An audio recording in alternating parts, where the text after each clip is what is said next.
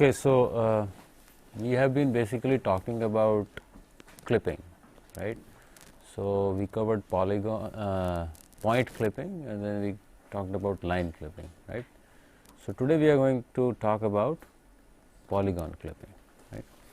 So let me just give you the kind of polygons which actually are interested to us, right? So basically we are looking at simple polygon, right? So what do I mean by simple polygon? It's basically a planar set of ordered points, let's say V1, V2, V3 up to Vn, right? And I do not want lines to cross for the polygon, right? And also I do not want any hole in that polygon.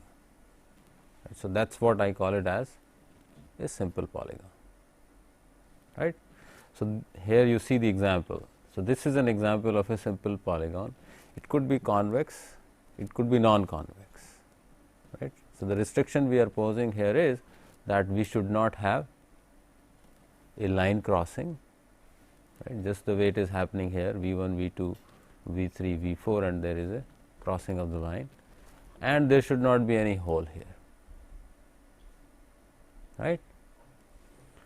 So given that I consider a simple polygon, and the reason I am interested in a polygon because they are area primitives, where I can define primitives filling area, right.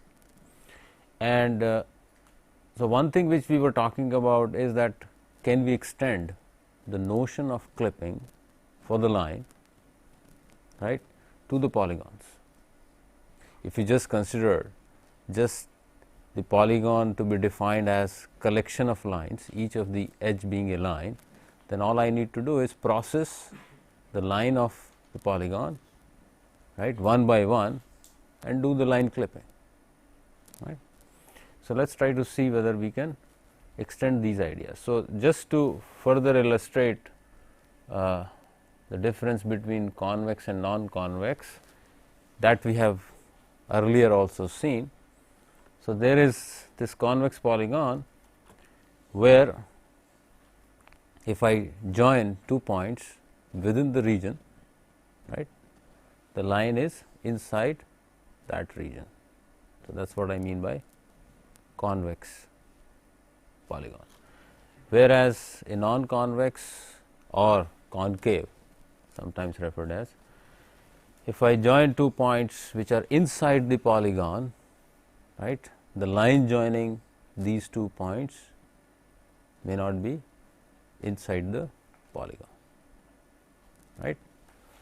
So this is non-convex. So now let us try to see what is the restriction for the time being we want to impose on the given polygon we are interested in to clip, right, and the window against which we are going to perform this clipping, right. So as far as the given polygon is concerned, we are taking a simple polygon, convex or non-convex, right, whereas there is a restriction to the window which we want to use it for clipping, right. So we would actually work on a window which is convex, right.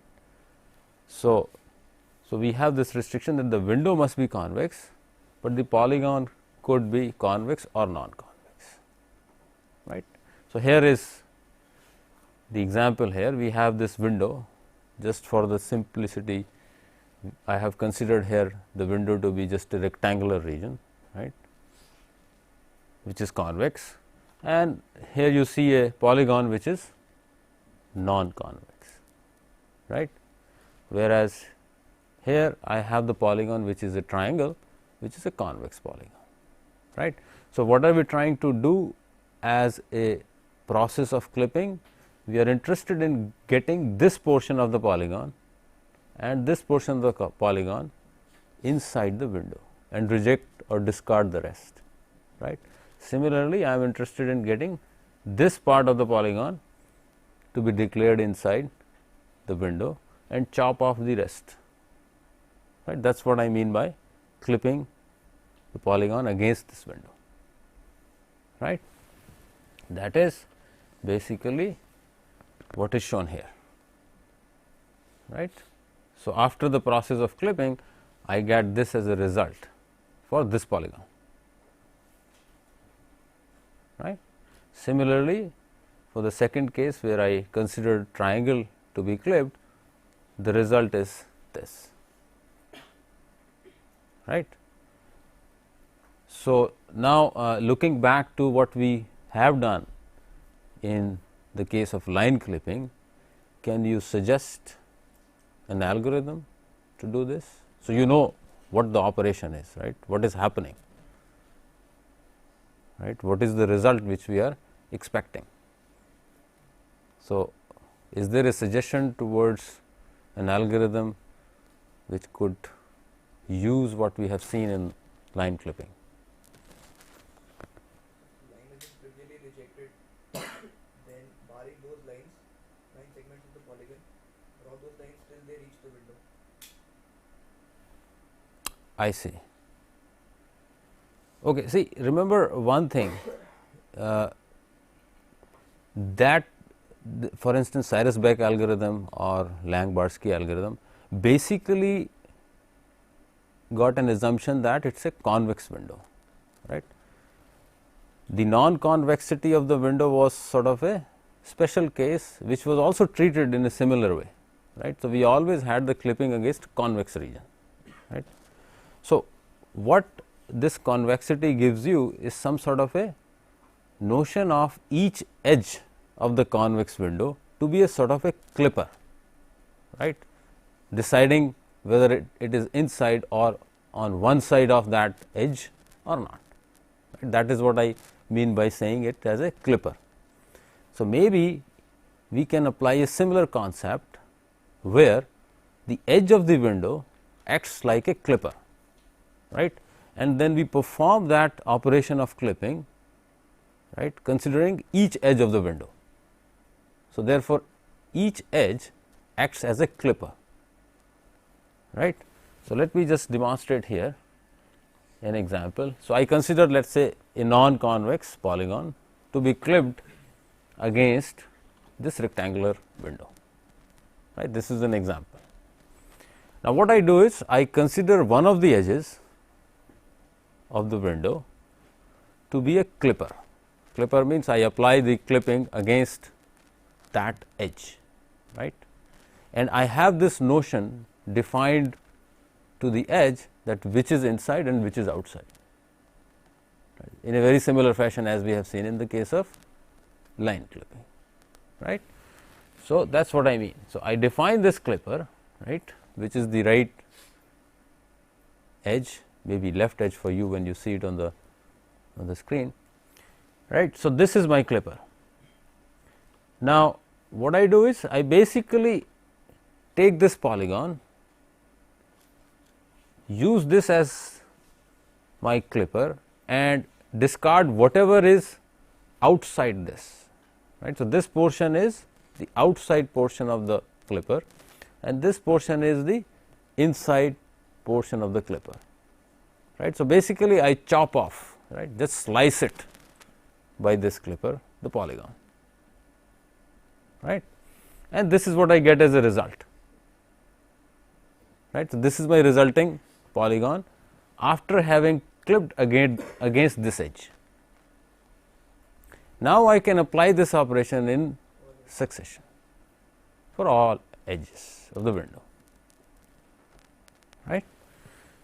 So, that is what will happen. I take that as an input, whatever was given after the first clipper and apply against this edge now, right. So, this chops off this part of the polygon and so on, right. That chops off the left part of the polygon and this is the top edge, right. So, at the end of this, considering each edge of the window as a clipper, at the end of this whole operation I get this polygon which is the clipped polygon, right, and that is what I need,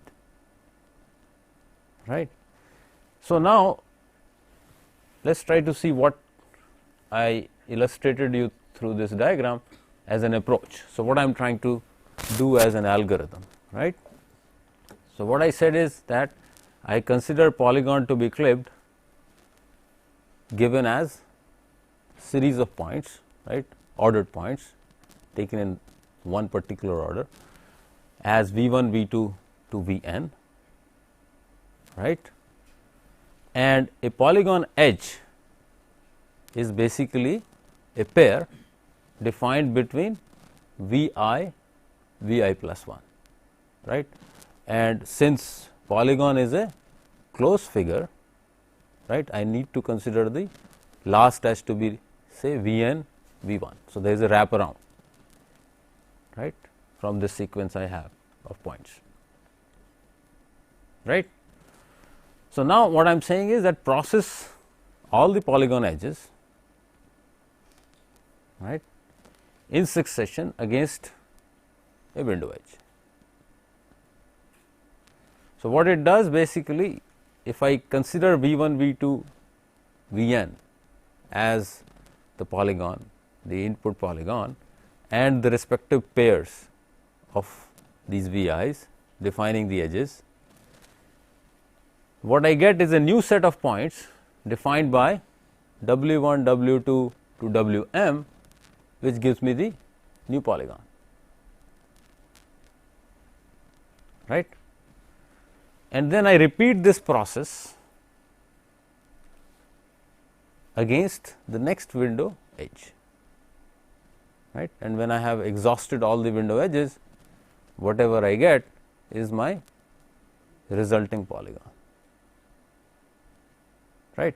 So, what are we basically doing here? We are trying to output certain number of points, right, as a process of clipping each edge of the polygon against a window edge, right. So, in fact, because what we are doing is we are basically creating a new set of points which are referred here as W's, right, they are just the new set of points. So, if we try to see, actually there happens 4 cases, and before I talk about those 4 cases which would output 0 point, 1 point or 2 point, right, after performing a clipping of an edge of the polygon against the window edge, right, actually happen to be covered by 4 cases. So, if I do a case analysis of those 4 cases, I would know what points are going to be given as output, which will then be included in my series of points of W's to define a new polygon, right. So, let us say I consider S, which is given as Vi, to be the starting vertex of the polygon edge, right, and this S could have been previously analyzed, right, this could have been analyzed in the previous iteration, right. So, but for the current edge, S is I am considering as Vi, right, and P is, which is the next point for the edge pair Vi plus 1, is the ending point or ending vertex of the edge. And now I define I, which may result from the polygon edge and window edge intersection, right. There could be an intersection of this polygon edge with the window edge, and as a result I may get a point of intersection which I define as I. So, this I should not be confused with the subscript I here, right. This is a point of intersection, right. And then what I am going to have this point Wj, which I will declare as the output from the case analysis I am going to perform, right, and at the end the collection of these W's will form the polygon of my interest, right. So, now let us try to see each of these 4 cases, right, which would in turn give me either no output, right, 0 point, or 1 output or 2 output, right, 2 points for the output. Okay. Now, let us see the case 1. So, case 1 I define it as, remember polygon is basically a cyclic kind of a shape, right, it is a closed shape. So, let us say I have a case where the polygon edge is entirely inside the window edge, right. So, what do I mean here by this? That let us say this is my window edge drawn in blue, right, and I have this notion of what is inside and what is outside with respect to this window edge, right. And now, considering this edge which is given as S p, that is my polygon edge in question, right. So, we are having S as a start point and P as the end point, right, and this edge could actually be related to the rest of the polygon in some fashion, right. So, now what we are going to look at is just analyze these 2 endpoints S and P for this particular polygon edge, right. So, if I observe that the polygon edge is entirely on inside side of the window edge, that means this is the situation, right, then I output P, right. So, P is the next vertex of the resulting polygon, meaning I assign P to the W j, right, and I increment j in the series of the points which I am going to use for defining my output polygon, right. So, in this case I have the output given as P, only one output, right, when both these 2 points are inside the window edge. The next case is when I see that polygon edge crosses window edge going out, right. Going out means it is actually going from inside to outside,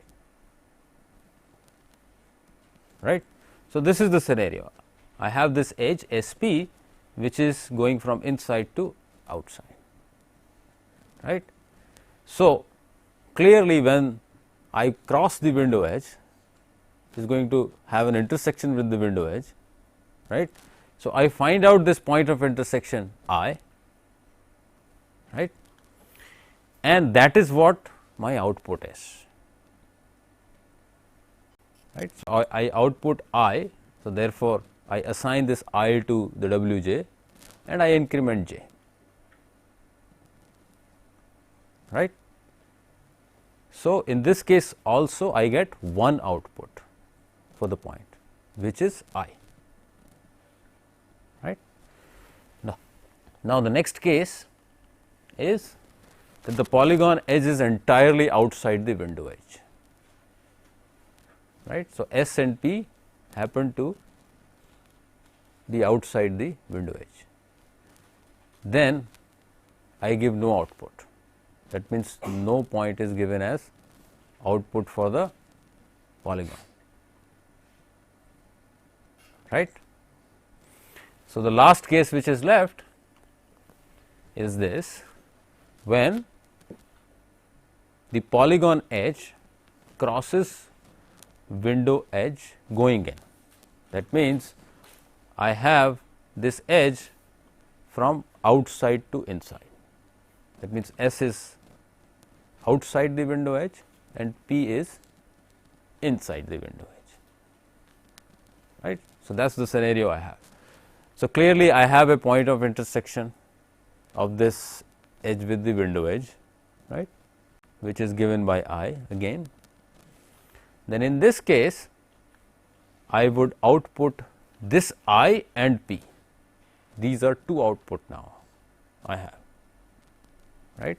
So, I output I and P as the 2 vertices of the polygon. So, that basically means I assign I to w j, p to w j plus 1 and j is incremented by 2, right. So, now let us try to see this on an example. I think that will give you a better picture, right. So, all we are saying is that when I make this polygon as a collection of my vertices w i's, right, then how do I give the sequence of these points, right. So, that I always have a definition of my polygon, right. I go in an order basically, right. It is not just a collection of assorted points. If I go in an order of these points, I get a polygon. That is the whole exercise we are trying to address. Okay, let me take this example. So, by the way, this algorithm which I am trying to explain is called as Sutherland-Hodgman algorithm, okay, where we consider the window to be convex and a polygon to be any polygon, any simple polygon, right. Okay. So, now I take an example here where I consider a non-convex polygon, right, S 1, S 2, S 3, S 4, S 5, these are the vertices of the polygon, and again I consider the window to be a rectangular region, right. So, remember this has no restriction to be a rectangular, it could be any convex region, right, because the way we are performing the operation of inside outside does not really restrict us to have a rectangular region, right, as long as we have the region to be convex, fine. Now, so what I said is that let us say S 1 is the point to start, right, that is the first point I have in the definition of my polygon, right, and all we are trying to do here is do this clipping for each of the window edges, right, and we analyze these cases, 4 of them, and output appropriately the points to be considered as the polygon for the next iteration, right, that is what we are trying to do. So, given this as a input polygon, let us see how we proceed, and I consider let us say this is my first clipper, the top edge of the window, right, this is my first clipper. Now, so what will happen is that if I consider from S 1 to S 2, right, I go from outside to inside, right, totally inside, because I am not considering with respect to the window, right, I am basically considering with respect to the edge. So, this remember this outside inside operation is with respect to the window edge, right. So, I go from S 1 to S 2 which are both inside, right.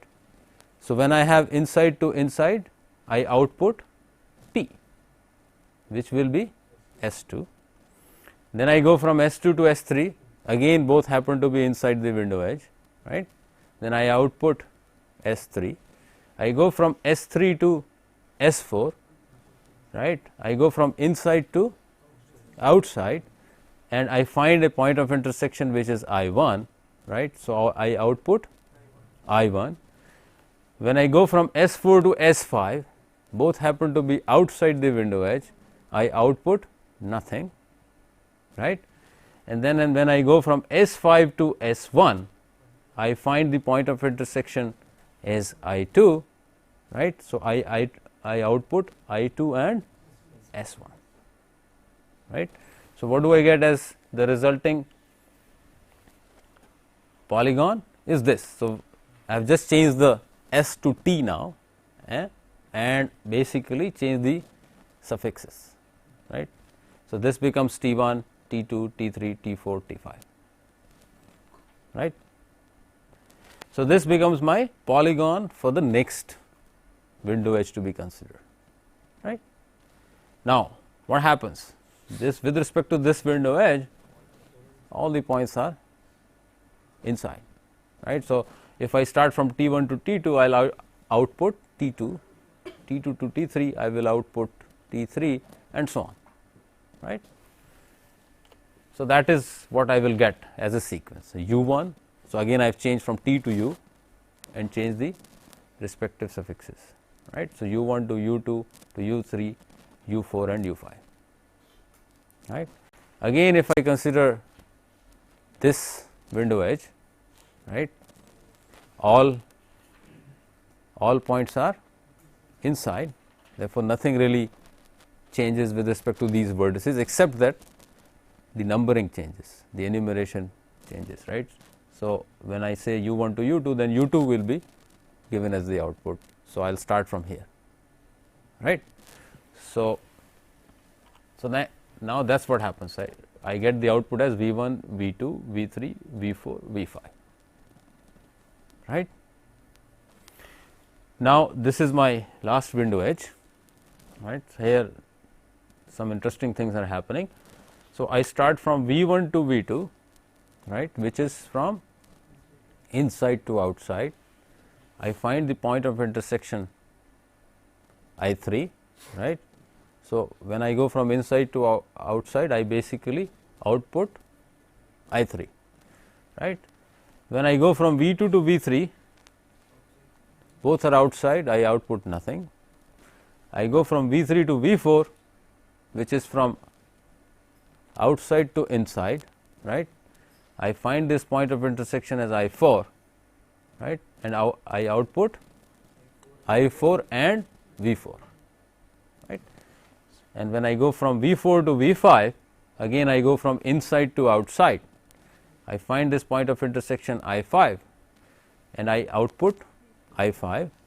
When I go from V5 to V1, I go from outside to inside, find the point of intersection as I6 and I output I6 and V1, and that completes the whole, all the points, right. So, at the end of this, I get my polygon as this, right, W1, W2, W3, W4, W5, W6, and that is my resulting clipped polygon, right. So, is this clear? The algorithm is fairly straightforward, right, and the idea which we actually has used in the case of line clipping is being reused here, right. So, this inside outside thing. Now, one may say that this is not really a good polygon for various reasons, right, because if I consider one single polygon where I have these 2 points lying on the same line, so it's sort of a degeneracy, right. Particularly it can cause problems when I do the shading of the polygon, right.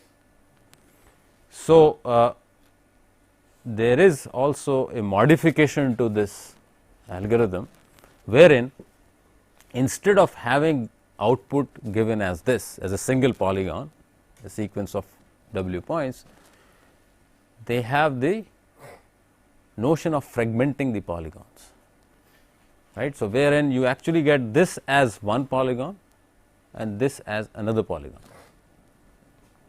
right. So, there is a fragmentation, but that fragmentation actually requires much more bookkeeping, right, in order to be able to define these fragments right. So, we will look at that algorithm when we talk about hidden surface elimination, because that is in conjunction with hidden surface elimination, and the algorithm is given by Weiler and Atherton, who modify this Sutherland-Hodgman algorithm, where you do not have degenerate polygons, right. So, that we will see later on. Okay. Now, that since we have been talking about polygon, right, let us try to see how do we draw these polygons, right.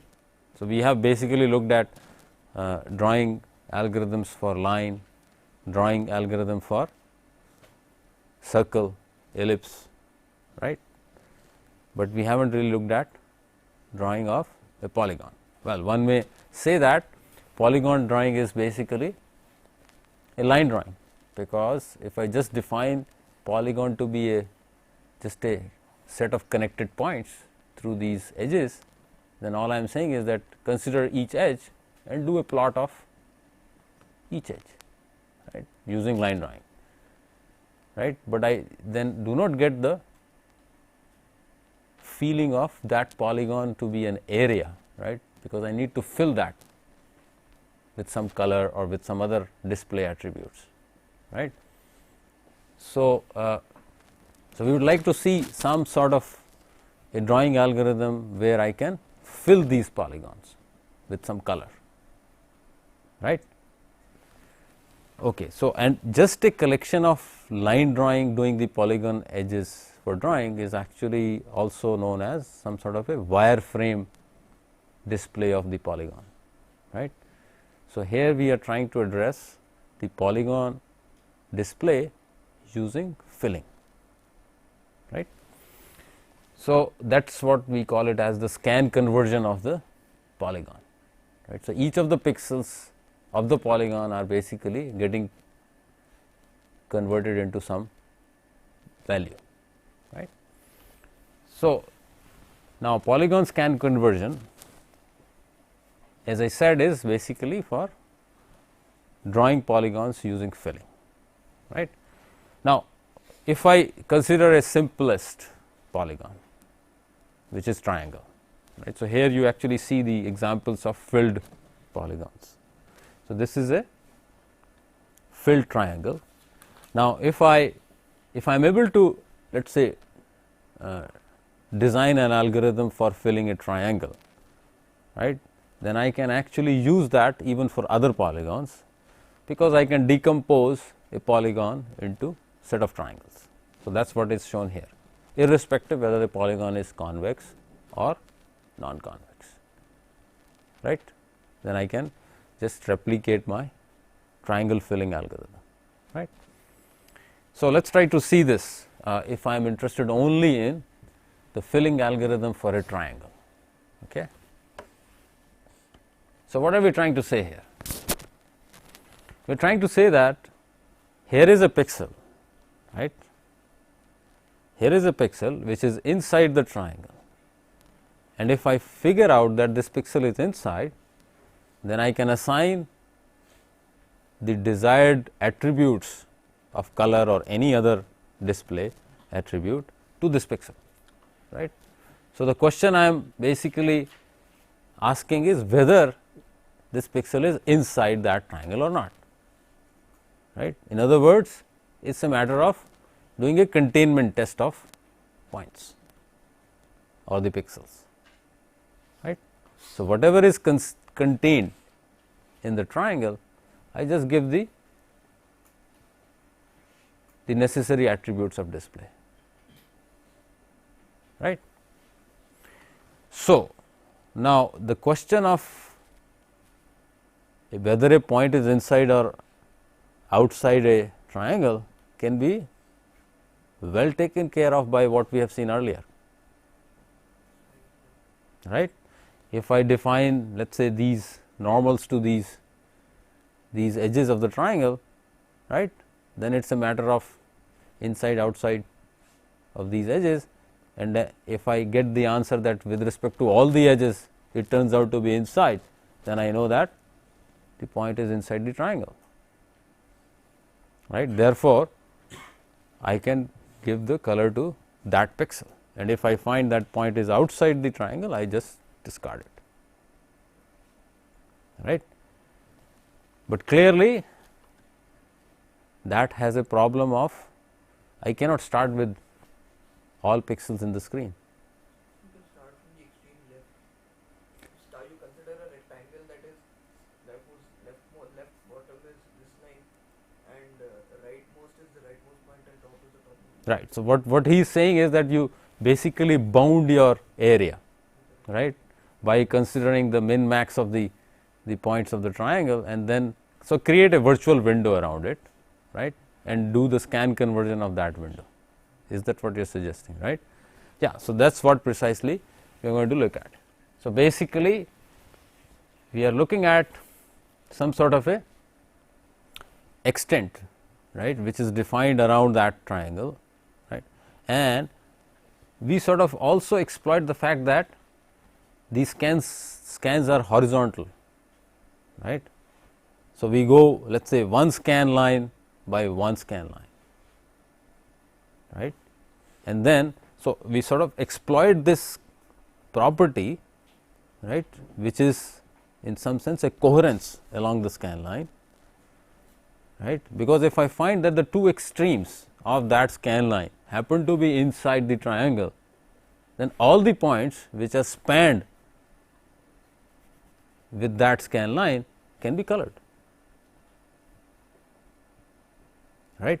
So, what in turn it means that if I find out an extent here, which I define it as XL for a particular scan line. So, when I refer to scan line, it is basically a horizontal line with respect to the window which I am trying to scan convert around this triangle, right. So, for this particular scan line, I find out these XL and XR, right, which could be just the intersection of this scan line with respect to this edge and this edge, right. And then once I find out this XL and XR, then all the points here can be colored. So, this is particularly useful when I just need to assign one color to all the points, right. So, now another thing is that, so one scan line I can cover like this, right. So, the next question is I go to the next scan line. What do I mean by next scan line? Means go vertically down, right. So, from here I come to this scan line somewhere, right. Now, one may say that find out the point of intersection explicitly with respect to this edge and the other edge, this edge, and do the same thing. That could turn out to be an expensive thing. So, what we can do is we can exploit the knowledge of the edge slopes,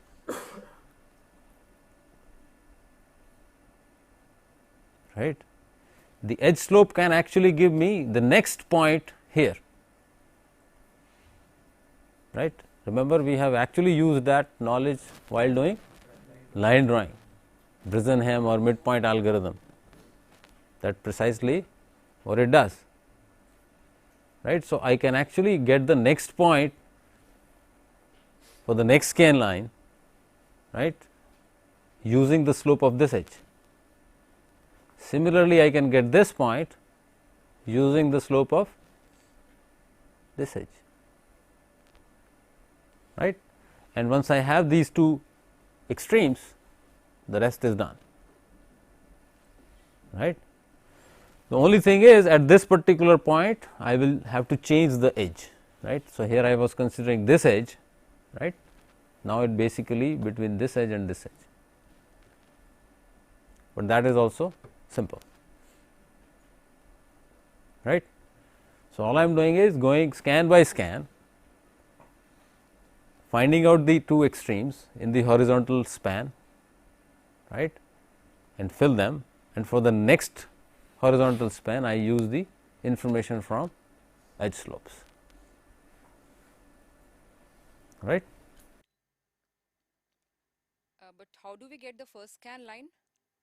Yeah, so that is the initial computation which you will have to do. So, maybe the best thing is, as he was suggesting, it get a window around this, right, which is like finding out the min max of this area, right. So, that gives you the window. So, you start at the top of the window, right. Now, the question is, well, one thing for the general polygon is to use this triangle filling algorithm by decomposing that polygon into various triangles, right, and apply to each of those triangles. But let us say, can we design an algorithm for general polygon, simple polygon, general simple polygon, I mean convex, non-convex.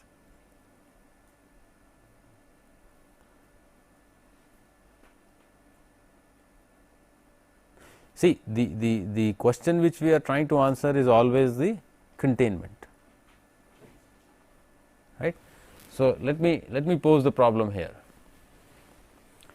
So, I have now this polygon, right, which is a non-convex polygon, and this is, let us say, the current scan line in question, right, and all I am trying to answer the question is, what are the pixels intercepted by this pixel, by this scan line are inside this polygon. The moment I answer that question, I have my filling algorithm, right. So, now given this scenario, can I devise some algorithm saying that what are the points which are inside the polygon and what are the points outside the polygon?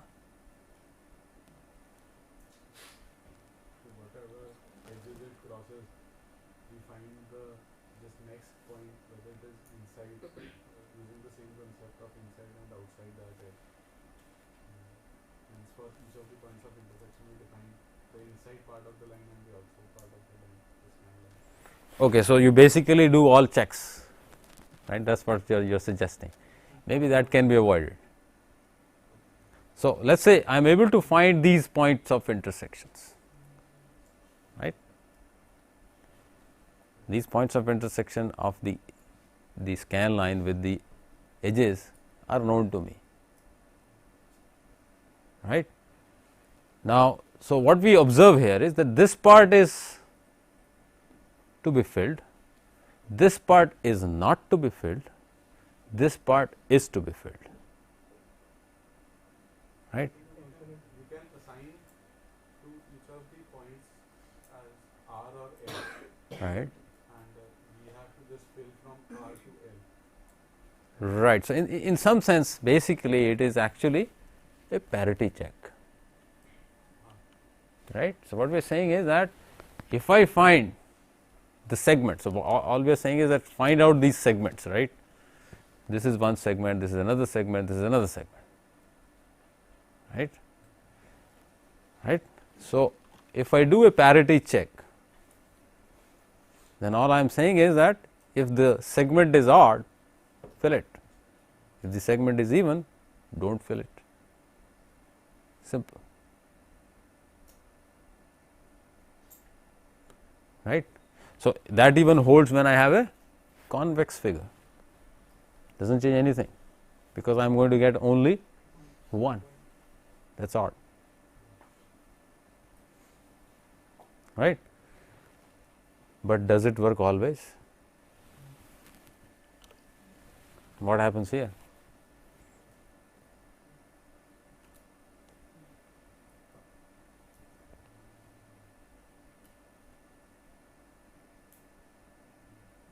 So, there are special cases, right, because if I just apply the same parity check, then I am going to display only this part and not this, right. Okay. Now, what happens here? So, let us say I go back to this and I actually give you a modification to the algorithm, that in such situations you duplicate this point, right. Duplicate this point means I have basically virtually added a segment there, right. So, then what will happen is that this will become 1, this is second right there, I do not draw that, and this becomes third and I draw that, right. So, what I am suggesting is that whenever you have the intersection with a vertex of the polygon, duplicate it. Well, does it work always? What happens here? Get 5 points. So, this is duplicated. I do not plot at this point, but I plot this. That is not inside. It does not quite work. Was the vertex which caused the convexity or the concavity of the polygon? Yeah, so there has to be some topological issue here, right? It is not just that I duplicate the vertex, right. So, one way I can look at is that if the vertex in question is either a minimum or a maximum vertex of the incident edges on that point,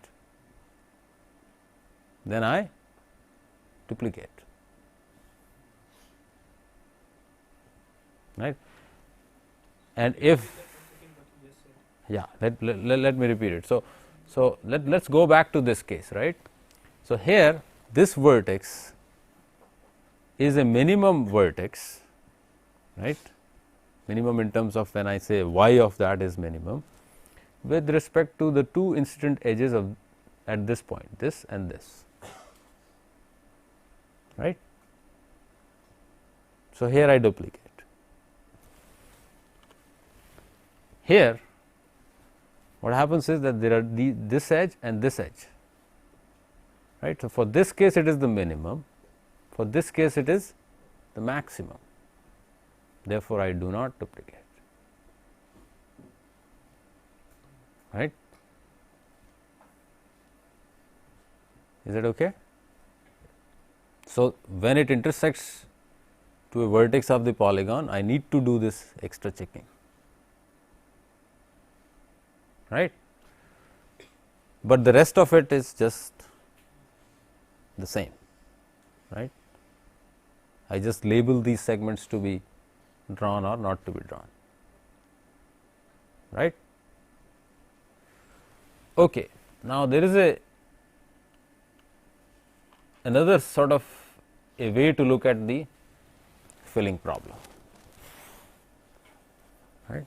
So, what are we trying to do basically when we fill the polygon? We basically look at the pixels which are inside a polygon, right, and if I can some way grow that point using the neighborhood information around that point and ask that question to the neighbors, right, and propagate that, then also I will do the filling, right. And the propagation is basically constrained by the boundary edges of the region, right. So, here there is an example where I have let us say this polygon and the black points are showing basically the boundary of the polygon, right, and I get this seed which is plotted here as a pink point here, right. So, once I establish that this point is inside, right, then I can consider the neighborhood of this point, right. So, neighborhood could be in different ways. Here I am talking about the left and the right neighbor and the bottom and the top neighbor, or the low and the up neighbor, right. So, this is sort of we call it as 4 neighbors of the point, and you can also consider 8 neighbors if you consider the diagonal pixels around it, right. So, all I am trying to do is get these neighbors and ask this question whether it is inside or outside, right, and then in turn get the neighbors for these points and just keep growing, right. So, those of you who have done image processing must have seen a similar thing, right. It is a pixel aggregation or a region growing, which is used for segmentation, right. because there what we are doing is this boundary is actually given by certain features of the image or the segment, right, and within that boundary everything is homogeneous, similar, right. So, those pixel attributes within that segment are very similar, right. So, all I am trying to do there is find out the connected pixel to the seed, right, and keep growing that region till I hit the boundary. So, it is precisely that. But you don't want to check, do the inside outside check for every pixel. Here although we are growing it, but you will have to do the check for each of the regions. Right. So, see again we can actually use certain information from the pixel itself. For instance, if I found out that this pixel is inside, right, and so the explicit check which I will do for the inside outside, right, I may actually restrict to only part of the boundaries, not all the edges of the boundary, right. So, I can actually add more information to the point, knowing that where this point is, right. So, computationally yes, it may be more costly than what we have done earlier, but this shows you a different way of thinking. You are actually doing a filling, right, but in a different thought, it is a different thought, right. Okay, so, let us stop here, and next time we will look at some other issues which were there in the rendering pipeline. So, what we have done is basically the extreme end of the rendering pipeline, right, which is the raster graphics and the clipping. Then we will go now for the further steps in the pipeline, which are transformations and other issues. Right. Thank you.